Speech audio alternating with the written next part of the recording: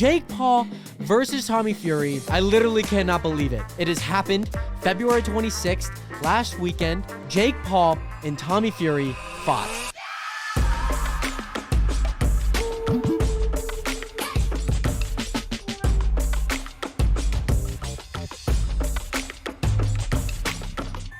Nationers, I am led to believe that we are back. We are here for another episode of The Realest Podcast, Nationers. Round of applause for that. Absolutely epic. Episode 55. Again, you guys know it. Banner is right behind me. I'm really, really excited for this episode. I do want to at least state before we get started with all the topics that we have today, I do want to say, Nationers, the one thing that my biggest goal with this podcast is obviously to be consistent. I do want to build consistency with this. An episode a week really isn't like the hardest thing in the world for me to do. And so if I miss a week, please blame me. But my biggest goal, again, with consistency, and you guys blaming me if I miss a week, the biggest goal is to obviously post a video a week on this podcast channel, audio, video, everything, Nationers. Again, thank you guys honestly so much for all you guys' support on this podcast. To all those that listen on Apple Music, Spotify, any other podcast place, Google Podcast, to those that actually watch, sit back and enjoy the podcast on YouTube, I really appreciate you guys. Honestly, this podcast is so much fun. I think I'm going to kind of find like a really nice fine line with this, because if you guys are involved a little bit more with some of the other content that I make on YouTube, I think with doing less streams, this was a big decision that I'm kind of doing, where I'm doing a little less streams, focusing a little bit more on just some other content, obviously posting more videos, because that is one of the biggest platforms for me, is making videos. Live streaming is obviously still a very big part of that, but I do want to post more videos, do want to take a little bit more time with that.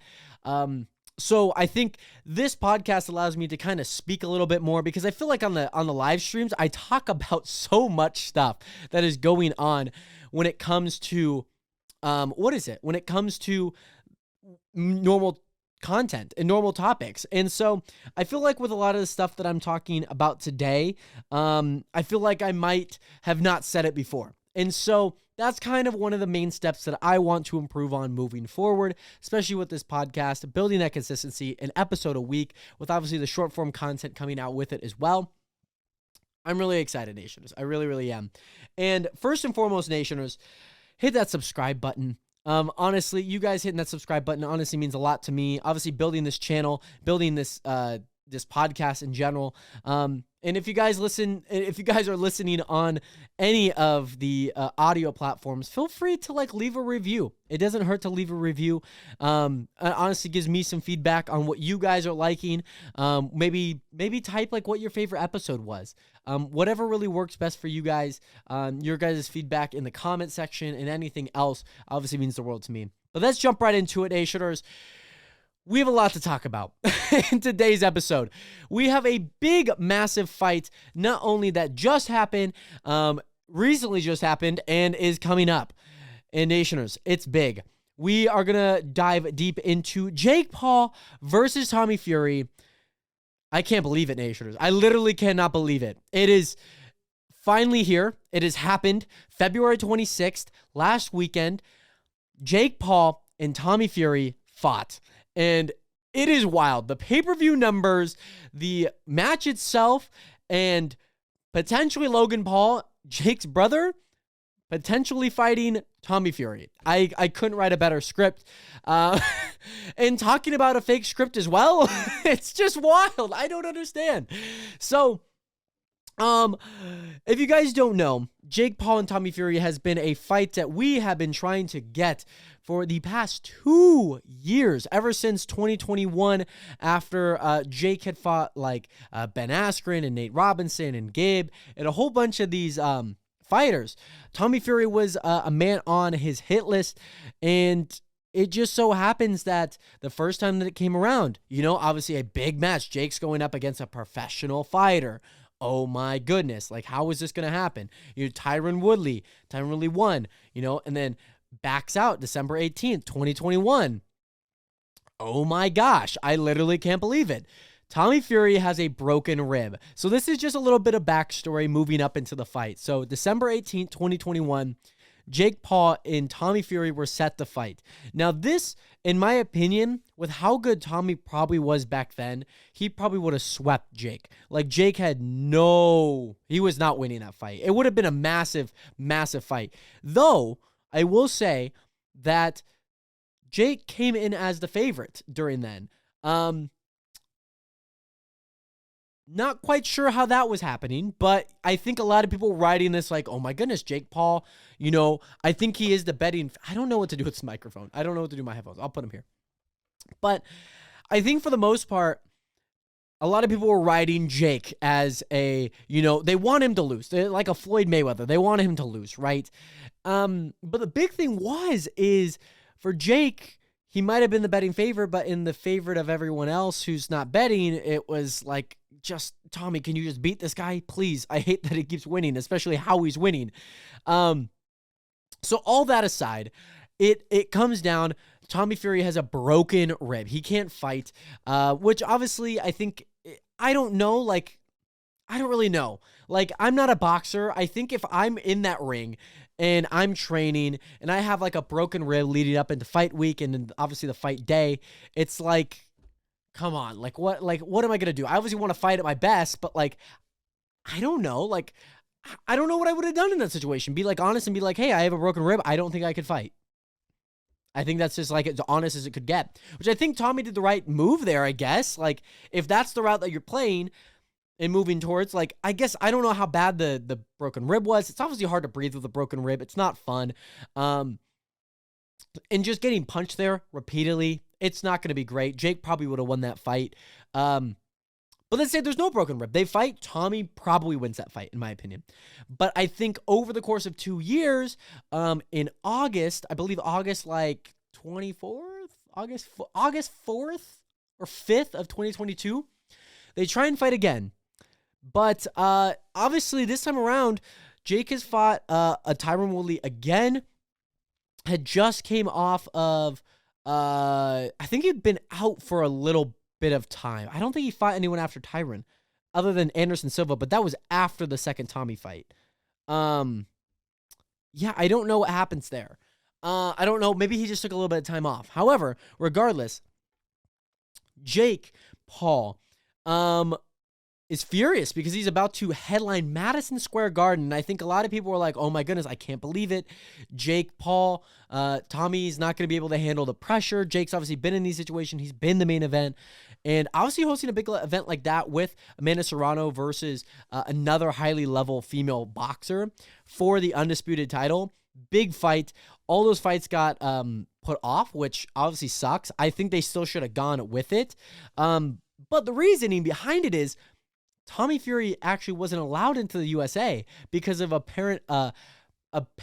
apparent alleged like connection with an Italian mob boss, which that was just like that regardless of if it threw like a cork in my wrench or whatever that saying is, I still can't believe like that was the reason. Like I still can't believe like that was the most wildest thing. If there was like an over under or like a bet on what was going to happen, like, oh, Tommy's going to pull out of the fight because of these reasons. Or like, let's say there was like those videos and it's like, oh, what happens next, right? And it's like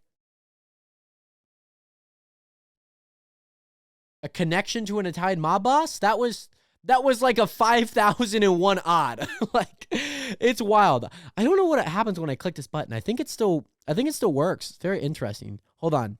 What about if I do this? Oh, I just can't hear myself. Okay. It's still recorded. I was really concerned that I couldn't actually hear my voice. Regardless, Nationers. Regardless. So, August 4th, August 5th, early August comes around. Tommy Fury is denied access into the USA. And it just leads up, and Jake's furious. He's about to headline the biggest East Coast arena of all time. Probably the biggest arena of all time, regardless of like the Staples Center, which is now the Crypto.com Center, regardless. Pretty big news, right? So I think Jake ends up fighting Anderson Silva, who looked really good. I think Anderson Silva, surprisingly, he lost on all the cards. I don't know how that happened. I think Anderson maybe won a little bit more than what he was given. However, oh no, it wasn't a blown split decision. It wasn't a blown unanimous decision. If Anderson Silva hadn't got knocked down in the 8th round and hadn't gone really slow in the first, he would have won that fight. He actually would have won that fight. It would have been a draw if he didn't get knocked down. But the fact that he did get knocked down in the 8th made it a majority draw or a majority decision in favor of Jake Paul. So if he didn't get knocked down, that's a split. That's a majority draw, which is actually kind of wild. So it seems like Jake was teetering on this line of like, okay, Anderson Silva, he's 48 years old. He almost pieced Jake up. But here's the thing. Looking at a lot of his fights, like I looked back at the Give fight. I looked back at the Nate Robinson fight. I looked back at the Ben Askren fight. A lot of what Jake does is very telegraphed. He's very, very telegraphed. And I'm not like a boxing expert, right? Like, I think some people, when I say that, might be like, oh, but he's telegraphed. Like, how do you know? You don't know what you're talking about, right? But at the same time, like, he has the exact same setup. Like, it is very just like, boom, boom, waits, ducks the head, tries to come overhand right, just bang. Like that, it's just like the exact same thing. He kind of moves, kind of shuffles. But this time around, when he fought Tommy, though we did see a lot of the same stuff, it's so interesting because when he fought Tommy, there was this moment where like he just goes into this like turtle high guard and it just like he's almost like brute forcing his way through, which I think is a fighting style for him. If you guys don't know any fighting styles, there's obviously like different fighting styles, of course, especially when MMA has a lot of fighting styles, but boxing has like a handful that you could choose from. And obviously like sell at. A lot of boxers are really good at most of them. And when it came to this fight, like Jake, he has a big back. If you've ever seen his back is like a giant turtle shell. He could have been casted as a Teenage Mutant Ninja Turtle for how big his back is when he just hunches over and like flares his scapula.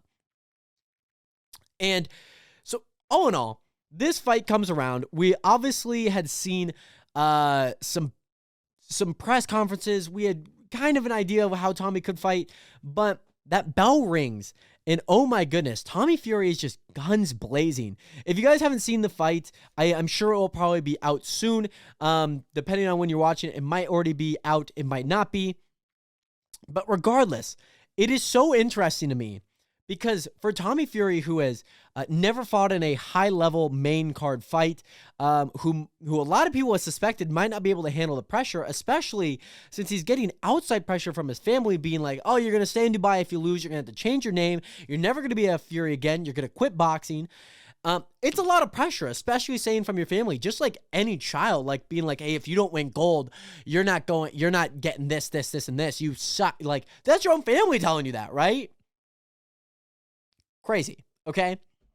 So it came to a shock to me when I watched this fight that Tommy Fury comes out guns blazing, right? He comes out guns blazing. And I don't really know what it is. I don't know what really caused it. It is a little odd to me, but I think it also caught Jake by surprise. I think Jake really had to step on his bike and start pedaling first before Tommy did. Because if you allow Jake, and this has happened in a lot of his 8-round fights, especially going the distance with Tyron Woodley in the first fight, and then also Anderson Silva in their fight. It is one of those things where the later you go, it might be a return of diminishing returns for at least his opponent, right? And Jake just kind of turns it on a little bit more. But here's the thing. That did not happen. As much as it might have happened or there was an attempt to, and regardless of the ref's antics, there was like a ref. Well, of course, there's a ref in the boxing match, right? This ref was particularly very active. And for whatever reason it might have been, it was very interesting because I feel like I say that very interesting a lot. It was stupendous. I don't know. It was very interesting because that didn't really happen. And if you guys don't actually know this, according to WBC ranking rules, after the fourth round, as the fourth round concludes, the fighters now know the scorecards. They know who's in the lead. They just know the scorecards. They can, be like, oh, it's split decision, or it's unanimous or you're like losing this fight. Obviously, those are the outcomes. Or depending on if there's a knockdown, or depending on if there was a point deducted, there could have been a draw at this point, because it's 4 rounds. It could have been 2-2. It could have been 3-1. Either way. So, you get to hear those. And if you ever get to watch back this fight, round 5 and round 6, Jake comes out really strong because he's trying to get rounds back because he is losing. He is losing. And you can tell there's a drastic flip on. He's losing. And regardless if it kind of resulted in a little bit more erratic behavior from Jake, it just was one of those things, he is losing. He has to do something to come back. But here's the thing. They don't hear it round 5, 6, 7. They just know at 4, that's what it's at. So they have to obviously predict what it is. And obviously at the very end, since it's an 8-round fight, they just get to hear the scorecards after the fight, right? So at least they have some inflection of oh, what's happening, right? And mind you, I do kind of like this. I do kind of like this rule. So per se, or I don't know the saying. I don't know if I said that right. I do kind of like that. I actually didn't know that was a thing. I actually did learn that as of reading on this fight. That's a normal thing that happens in WBC ranking fights or commission fights. And I like it for one reason, because let's say it's in the 8th round and one person is just not fighting. Obviously you want to fight to win, but if that person's just not really fighting or really trying, it's just a boring fight. So it's at least it gives the opportunity to feel if you are winning in your mind, but actually are losing on the scorecards, you're actually going to try. But if you're just not going to try, you're not going to try, you're going to lose either way. So it is nice. It is nice. And it's a fun thing that I learned about. So all in all, this fight comes down to a split decision. A split decision. And I'm just a little perplexed by that. Because I think Tommy won. He had the 2 other scorecards, 76, 73. That's 3 rounds favored for him. So roughly, depending on what points got deducted, some could have had it a draw round. So that's why the gap's a little bit closer, because both of them had a point deducted in 2 separate rounds. So regardless of the scorecard and regardless of everything, one of the refs judged it 75-74 in favor of Jake. I don't know what fight he watched, but it was not that one. It just wasn't. So yeah, essentially Jake had won one of the scorecards and then lost the other 2 in favor, obviously, of Tommy Fury. Very emotional, because for somebody who obviously just went through just normal troubles, a broken rib kind of sucks, right? You can't fight, right? But then also couldn't get into the country that he's designated to fight in, the USA, at Madison Square Garden. It would be pretty upsetting, especially saying that the public's oh, you're ducking Jake. You're not a real fighter. You don't want to fight him. You're scared of him. I could imagine the amount of toll that it's taken on him, right? Just from a mental standpoint, being that's all you hear. And especially anyone around you, that's all you hear. It's just you don't want to go out in public at that point, right? I can imagine that. And so very emotional. I think a lot of people kind of clown him for that, is be oh, this is a world championship fight. But it kind of is. We have no idea the extent that he's gone through when it comes to these just sucky situations, right? It just really sucks. So all in all, I mean, there's stuff going on outside. But it is very, very awesome that this fight did happen. The fight apparently has pulled over 500,000 pay-per-view buys, but some people are also predicting it at 700,000, but then also some people are predicting at 250,000 at around 200 to 220,000 pay-per-view buys, which is still massively great. I literally can't believe that. That is wild. That is literally wild. And I hope that this fight does have a good rematch.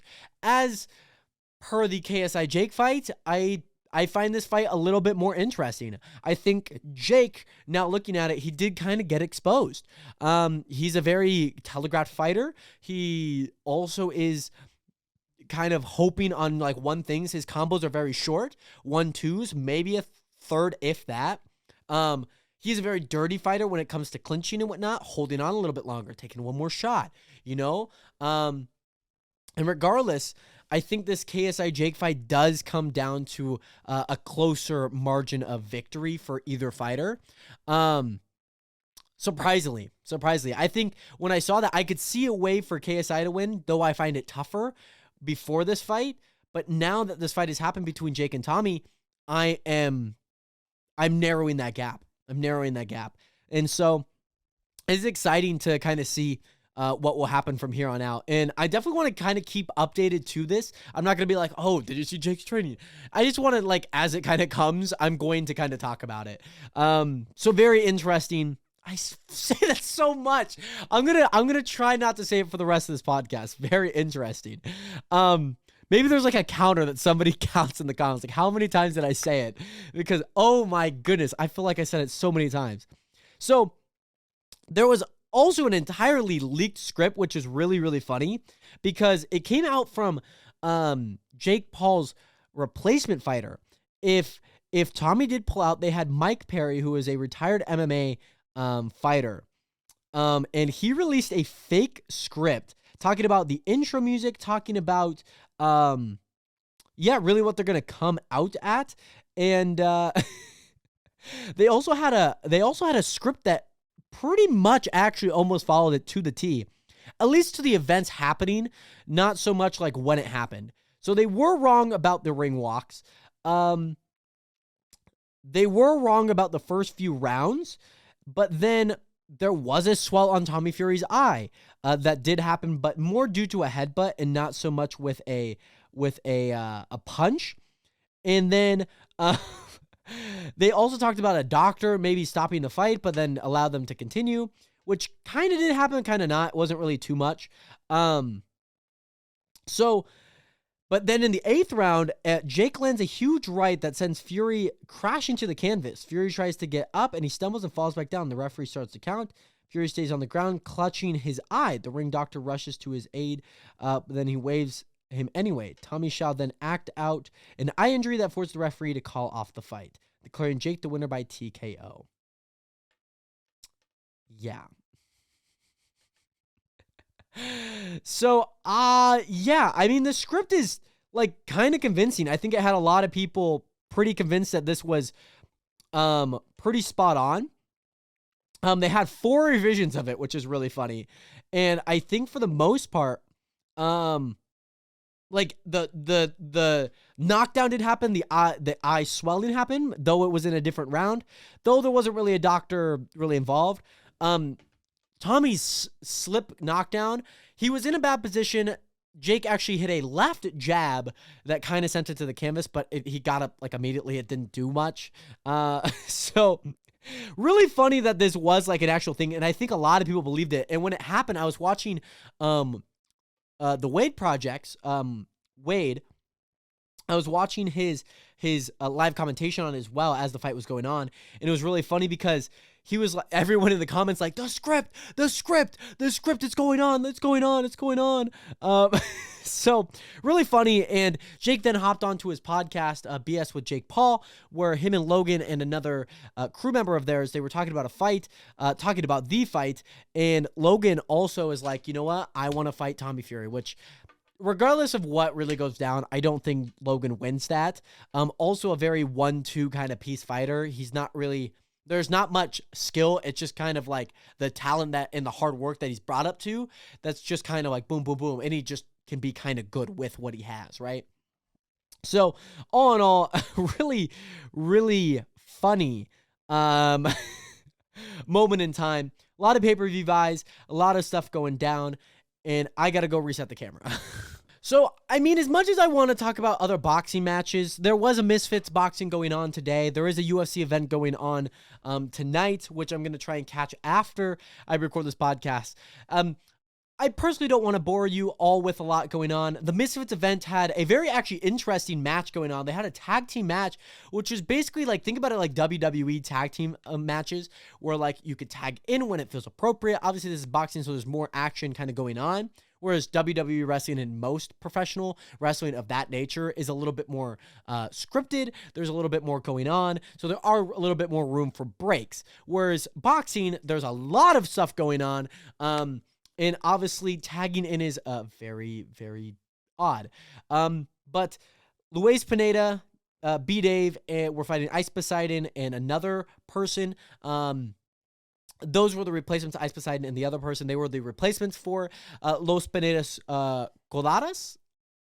Pineda Colada? Yeah. Yeah, so it was actually a really, really fun event. I think Misfits kind of wants to teeter along the side of like, hey, this is influencer boxing. We might be able to get some professionals out here, but these people are still like decently good and okay. And for a tag team match, I thought it was actually pretty solid. Like, it was actually pretty solid. It was very, not going to say it. It was a great match. And I think there was a lot of speculation going in that it might not work, but it did work. It just worked. And it went great. Pineda, who fought KSI as a backup, and B-Dave won the match. Honestly, what a great freaking fight. Like, literally, what a great freaking fight. There's nothing more to say about it. I probably need to watch it back just to get a little bit more, because I kind of caught the last round, and that was pretty much it. So, yeah. And then there's also a big UFC. I'm a big UFC fan myself. I've grown up watching UFC pretty much every main event. I've watched the Dana White Contender Series. I've watched The Ultimate Fighter. I have watched a ton of UFC in my time. And there's a big event going on between John Bones Jones and Ciryl Gane, which is a huge event going down at UFC 285. Now, if you guys don't know the UFC, it's a mixed martial arting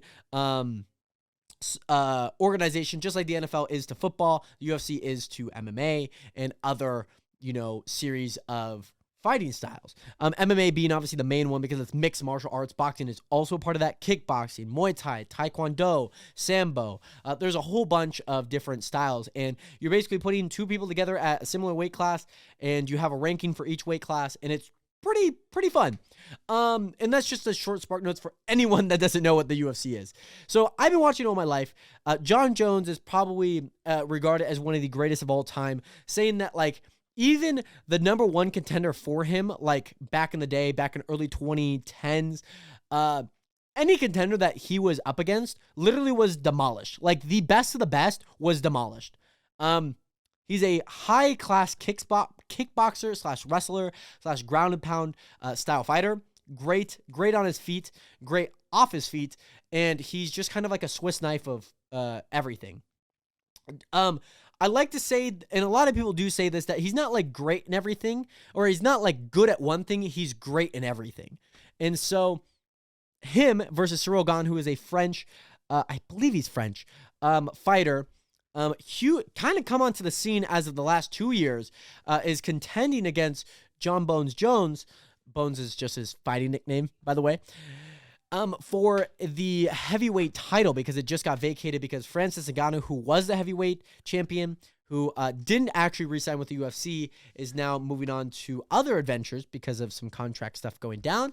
And now this heavyweight title is up for grabs, and potentially one of the best and greatest of all time versus a upcoming challenger who is the greatest of this division as of right now. He has been taking out everybody from strike. He's one of the best heavyweight strikers. And then also fantastic on his feet.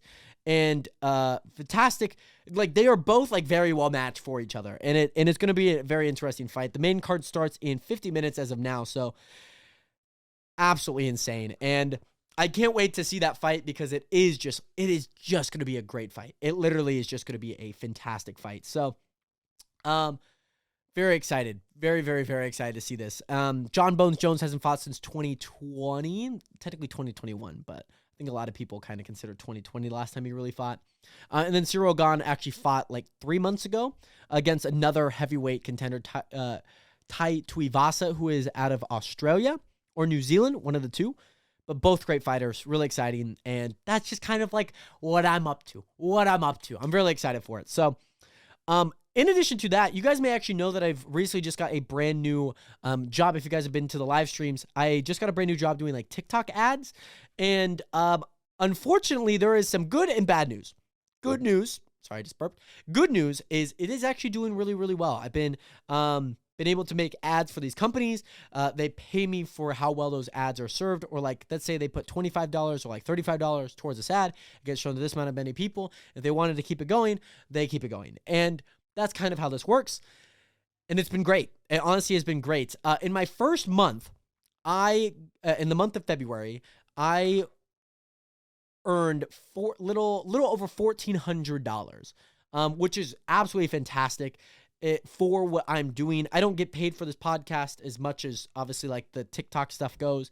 Like when it comes to like the like creator fund, I don't get paid on YouTube. I don't get paid for really anything this podcast does. I really just love doing this podcast, and so having $1,400, which I'm probably just going to use for taxes for the previous year, which kind of sucks, but it's okay. I knew that I needed to earn as much money as I could because I knew I needed to pay taxes.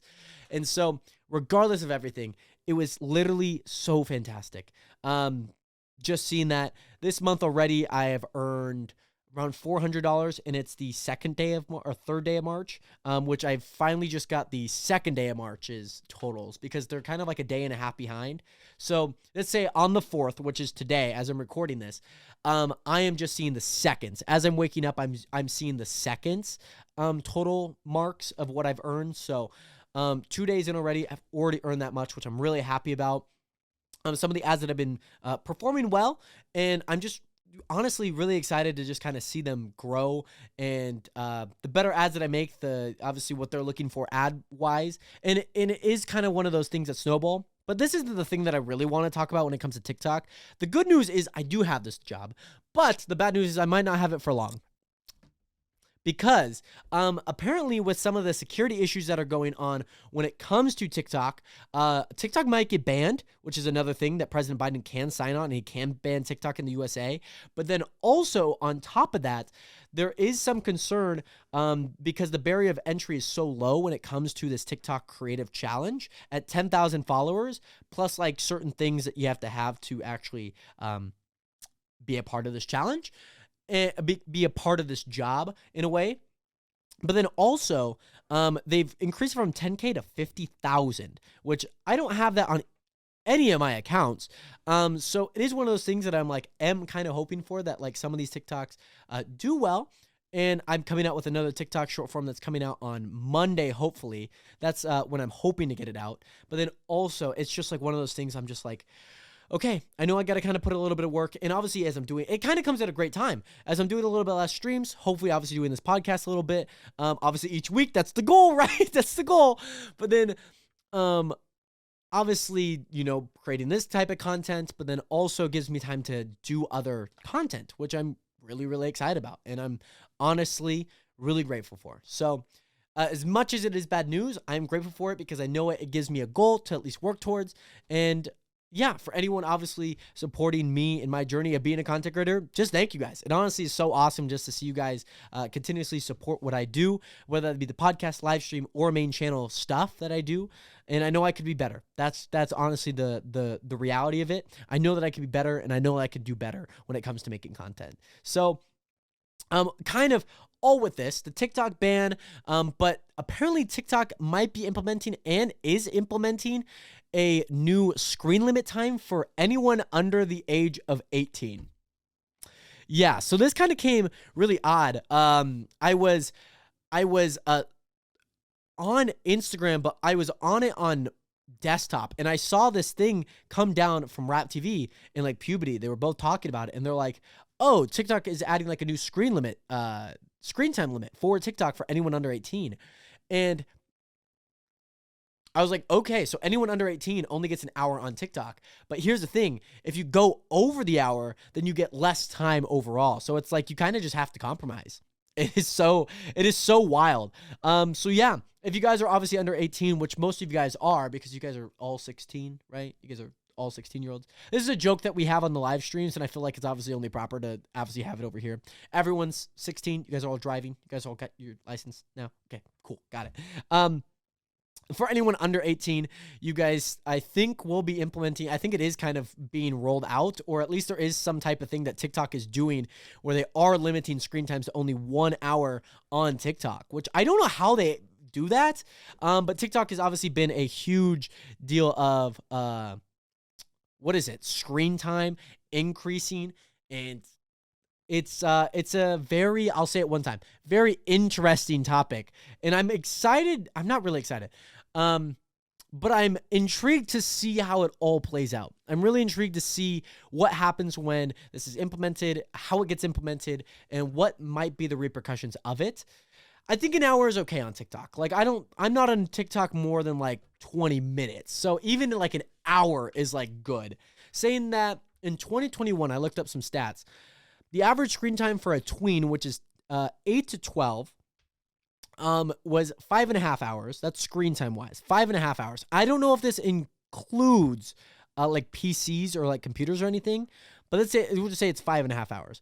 But then anyone who's a teen, so 13 to 18, 8 hours in 40 minutes, a third of your day. Oh my God. I mean, like most of my day is filled with screens. So it's like, I don't know what that includes, but it is, oh my God. 8.5 hours. My goodness. This is going to be a long podcast. Holy goodness. I still have like 3 more stuff to talk about, but I'm really, really enjoying this podcast. I would like to at least use this as a little bit, of some time to obviously talk about more stuff, obviously, as they are coming up each week. And my biggest goal is to obviously have more guests on. That is my biggest goal. And I hope that I can at least do that, in the near future. That's at least one of my goals. So I do want to talk about a topic that we did talk about not too long ago with the Liver King being a fraud, potentially he did get exposed via email, but a false narrative of him not using steroids when he actually is using steroids. But I'm not going to lie. The Liver King at the age of 44, early 40s, I think, looks good, natty. I think in some of those photos, when you kind of see him like lifting heavy weights, you could just feel like he's kind of like plumped. You could just kind of see that he's kind of like plumped up. And now seeing the photos of him natty, which is just natural, like without any steroids, it's kind of like a term that a lot of people use, is like, oh, they're natty or they're juiced. So a natty Liver King looked actually kind of good.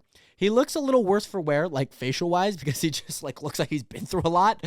But overall, like his body and his physique, I couldn't even tell if he was on steroids or not, like beforehand. But like you could tell now that like he is definitely taken back a lot, and he looks a little less pumped. He looks like maybe like a 75% of what he was size wise.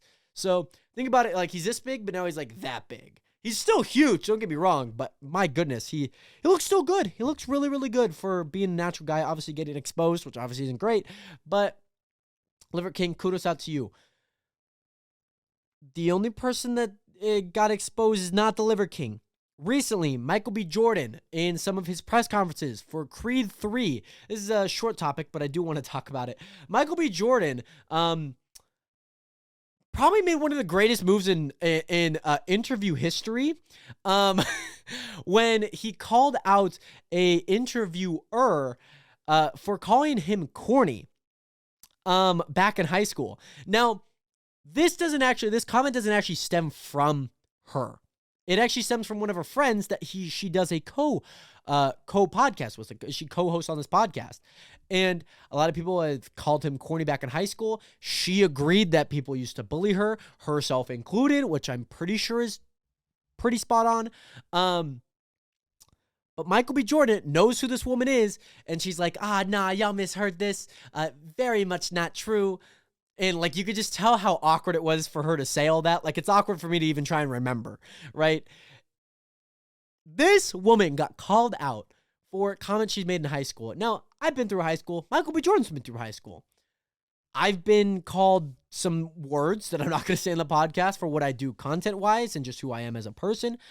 But I hope one day, if these people are interviewing me, I'm going to give them the benefit of the doubt. Maybe I might not. I don't know. I don't want to be a petty guy, but I'm a petty guy. And I don't forget things, okay? I don't forget things. And I find this to be a very just funny overall situation, because it was just one of those things, like things that like like, if somebody called my best friends, like, corny, and they heard it, and I didn't actually, like, say, like, nah, this person's not corny, like, how dare you say that about my best friend, or, like, some, some, something along the lines of that.